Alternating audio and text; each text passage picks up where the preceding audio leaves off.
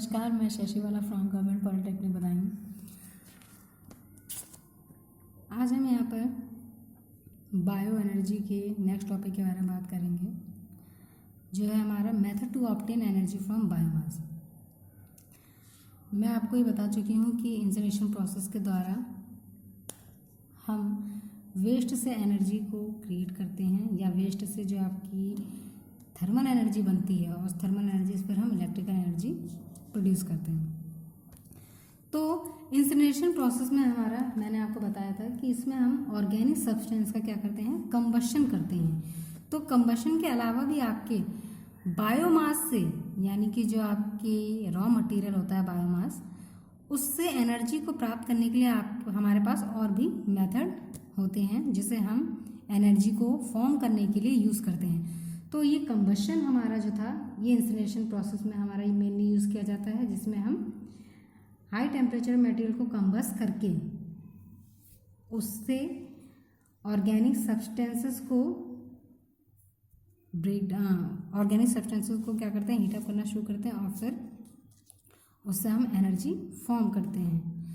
तो जो कंबशन था आपका, तो कंबशन क्या है आपका, जो कंबशन की रिक्वायरमेंट होती है उसमें जो आपका बायोमास होता है वो कम से कम 15% या फिर इससे लेस अमाउंट में चाहिए होता है। यानी कि जो मॉइस्चर की परसेंटेज चाहिए होती है कंबशन प्रोसेस में, वो आपकी 15% या फिर उससे लेस अमाउंट में चाहिए होती है। तो इसके लिए क्या होता है कि अगर जो आपके बायोमास, जो आपके रॉ मटेरियल होते हैं, अगर इसमें अबव देन 50% अगर आपका मॉइस्चर प्रेजेंट है, तो उसे क्या किया जाता है, प्रोसेसिंग में लाने से पहले, प्लांट में ले जाने से पहले उसे ड्राई करना पड़ता है, जिससे आपका एक्सेस अमाउंट ऑफ जो मॉइस्चर होता है वो क्या हो जाए, रिमूव हो जाए रॉ मटेरियल से। तो ये आपका कंबशन प्रोसेस होता है, जिसे हम मोस्टली इंसिनरेशन प्रोसेस के लिए यूज़ करते हैं। नेक्स्ट है आपका एनारोबिक डाइजेशन। ये आपका सेकंड प्रोसेस है जिससे आप एनर्जी ऑब्टेन कर सकते हैं। इसके अलावा आप कंबशन के अलावा एनारोबिक डाइजेशन, पायरोलिसिस, हाइड्रोलिसिस और गैसीफायर या गैसिफिकेशन, इस तरह के बहुत सारे प्रोसेस होते हैं आपके जिसे आप यूज़ कर सकते हैं। तो अब कंबशन के बाद हम आते हैं एनारोबिक डाइजेशन पे। जो एनएरोबिक डाइजेशन होता है, ये आपका बायोलॉजिकल प्रोसेस की एक सीरीज होती है। It is a series of biological process जिसमें हमारे जो माइक्रो ऑर्गेनिज्म होते हैं, या फिर हम कह सकते हैं बैक्टीरिया होते हैं, वो बायोडिग्रेडेबल जो आपके मटेरियल होते हैं उसे ब्रेक करते हैं in the absence of oxygen. So in which micro organism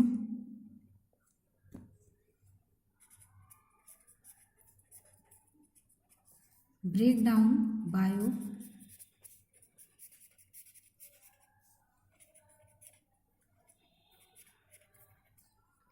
in the absence of oxygen. तो कंबशन से डिफरेंट आपका ये प्रोसेस होता है। इसमें कंबशन में आपकी एयर का इस्तेमाल करते हैं हम, और एनारोबिक डाइजेशन में हम क्या करते हैं, आपकी बायोलॉजिकल प्रोसेस होता है जिसमें जो आपके बैक्टीरिया होते हैं वो बायोडिग्रेडेबल जो आपका मटेरियल, यानी कि जो बायोमास है, उसे ब्रेक डाउन कर देते हैं। और ये जो आपका पूरा प्रोसेस होता है, ये होता है आपके ऑक्सीजन की अब्सेंस में। नेक्स्ट जो आपका प्रोसेस है वो पायरोलिसिस यूज़ किया जाता है। पायरोलिसिस आपका एक थर्मल डिकम्पोजिशन प्रोसेस होता है।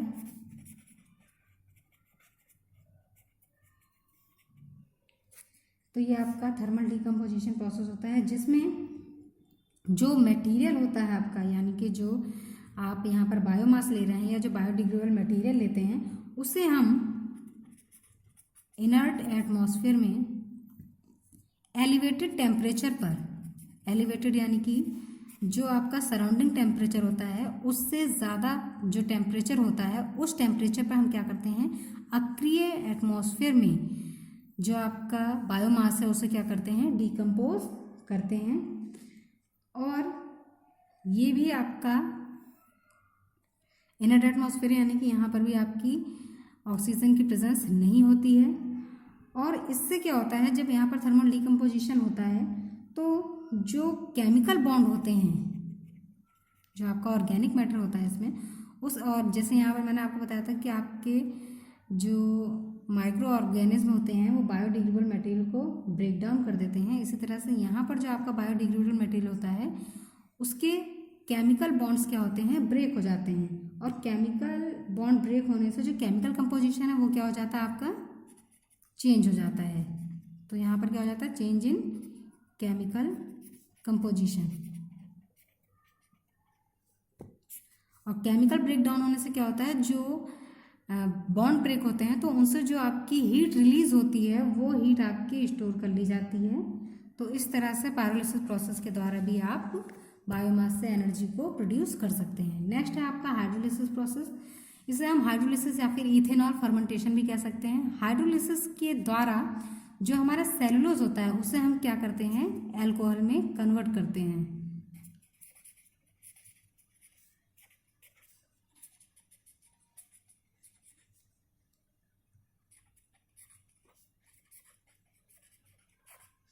अल्कोहल में से कन्वर्ट करते हैं। और ये जो आपका कन्वर्जन होता है सेलुलोज से अल्कोहल में, ये आपका कन्वर्जन फर्मेंटेशन प्रोसेस के द्वारा किया जाता है।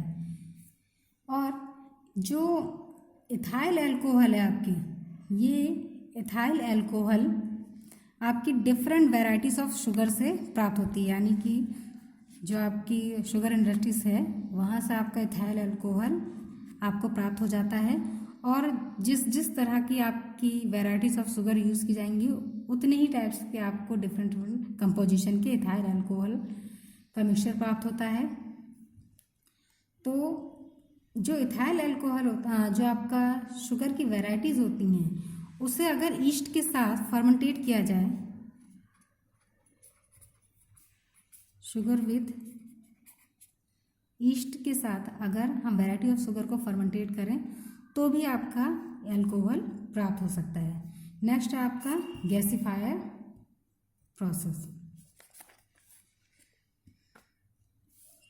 तो गैसीफायर जो प्रोसेस होता है, ये गैसिफिकेशन में आपका जो गैसीफायर यूज़ हो रहा है, गैसीफायर एक इक्विपमेंट होता है जिसमें हम डिफरेंट वेराइटीज़ के बायोमास, जैसा आपका वुड वेस्ट हो गया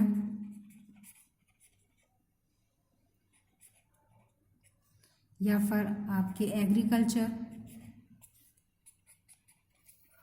वेस्ट हो गए, यानी कि जैसे क्रॉप वगैरह के वेस्टेज होते हैं वो वेस्ट हो गए, या फिर आपके डिफरेंट्स या फिर वेरियस काइंड्स के जो क्रॉप्स होते हैं उनके जो रूट्स होते हैं,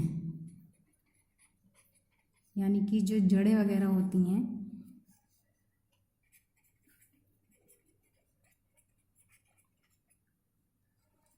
उन सभी को हम गैसिफिकेशन में एनर्जी प्रोड्यूस करने के लिए यूज़ करते हैं।